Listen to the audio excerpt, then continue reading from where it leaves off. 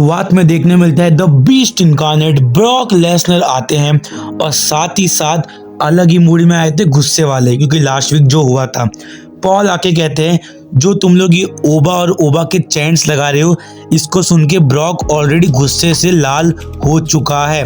मैं तुम्हें याद दिला दूं, ऐसा बहुत बार हो गया है, नए नए लोग आते हैं, लोगों को लगता है कि ब्रॉक को ढेर कर देंगे, बट ऐसा नहीं होता है। वो कहते हैं ब्रॉन स्ट्रोमैन आया, उसको ढेर किया ब्रॉक ने, गोल्डबर्ग आया, उसको भी ढेर किया, अंडरटेकर की स्ट्रीक भी किसने तोड़ी? ब्रॉक लेसनर ने। और हाँ, पॉल हेमन डीन एम्ब्रोस का नाम भी लेते हैं। डीन एम्ब्रोस आया, उसने भी क्या ही उखाड़ लिया।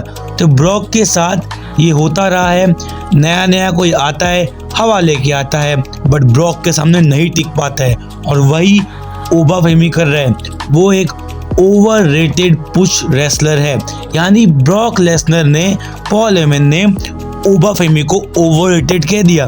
अब आते हैं ओबा फेमी, हमेशा की तरह अनरियल पॉप मिलता है उनको, क्राउड इलेक्ट्रिक, और जो बच्चे लोग जो होते क्राउड में रिएक्शन दे रहे थे, ओबा का जो डांस है वो कर रहे थे, बहुत ही सॉलिड मोमेंट था।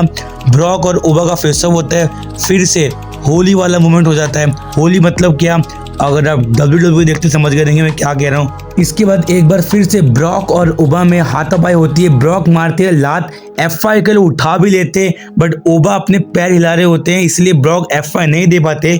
ओबा उतरते ब्रॉक के कंधे से और ब्रॉक को रिंग के बाहर टॉप रोप से फेंक देते हैं, और ब्रॉक का रिएक्शन फिर से दिखा रहा था कि ओबा फेमी कोई साधारण सुपरस्टार नहीं है जिसको ब्रॉक लेसनर इजीली डिस्ट्रॉय कर देंगे। तो एक बार फिर से ओबा फेमी ब्रॉक लेसनर के ऊपर हावी दिखे।